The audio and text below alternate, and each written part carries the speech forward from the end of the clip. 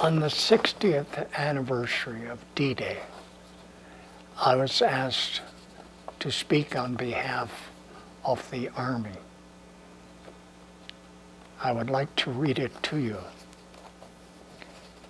As dawn broke over the Normandy shore, the greatest combined operation the world had ever seen had begun. It was June the 6th, 1944, D-Day. The Air Force already had attacked forward rail, bridges, and strong points all along the beach and in the rear areas. The Canadian Airborne Battalion jumped after midnight to capture bridges and were engaged in heavy fighting. As the landing craft were approaching the beach at Benny-Saint-Mer and Courcelles, they came under heavy fire from the enemy. Once on the beach, our Canadian troops were in control. Juno Beach will be part of our history forever.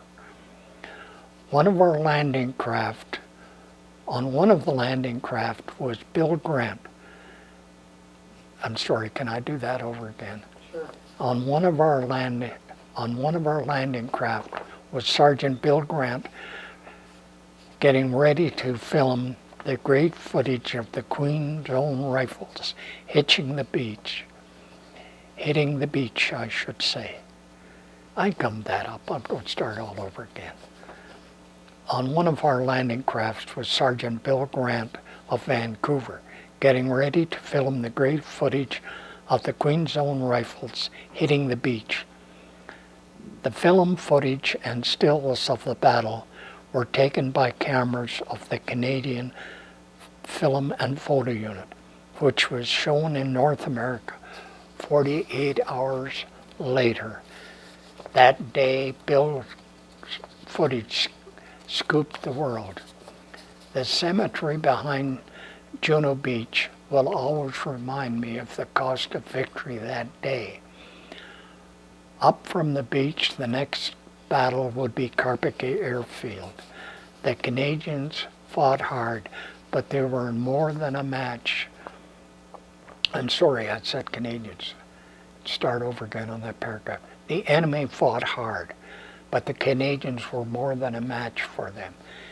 It was on to Caen and over the River Orne to Courcelles, where the Germans had retreated. Casualties were high on both sides. The road to Falaise was heavy fighting all along the way to close the gap. We were bombed by both the U.S., Canadian, and British bombers, causing casualties and equipment loss for our troops. At St. Lambert-sur-Dives, a squadron of tanks carried by Major David Curry of the South Alberta Regiment with a Polish division closing the gap. Major Curry was awarded the first Victoria Cross in Normandy. On a personal note, I was always remember a sergeant of the Regina Rifles leading his squad through a green field. His face was young, but his eyes were those of a veteran who had seen it all. Those men were his responsibility. We Albertans can be very proud of our military then and now, although today it is 60 years ago. For those of us who were there in Normandy and on, it will always be yesterday. And that's very true. Where and when did you give that speech? That was in 62 years ago, 60th anniversary of D-Day. It was at the legislative buildings. They had one from the Air Force and one from the Navy. It was quite an honor to be able to do that. Well, I was asked to do it, and it took me, I did about 3 or 4 rewrites before I was satisfied with it. And I put in David Curry because I thought that was deserved. Because to win a Victoria Cross is a major accomplishment. And we did win 2 medals that I'm aware of, besides mentioned in dispatches.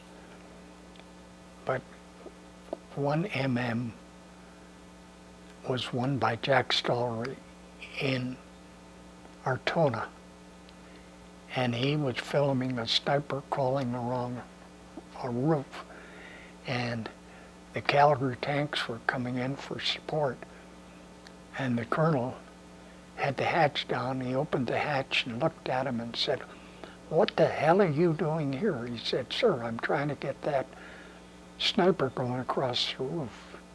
And it's on film, and it's in the Artona stories.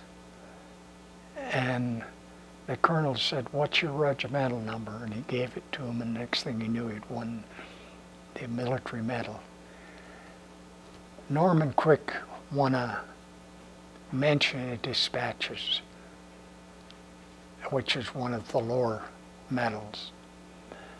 Don Grant, who was from London, Ontario, was a stills man.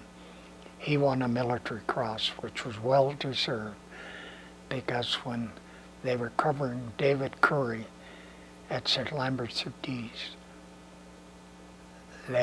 2 of their motion picture cameramen were wounded.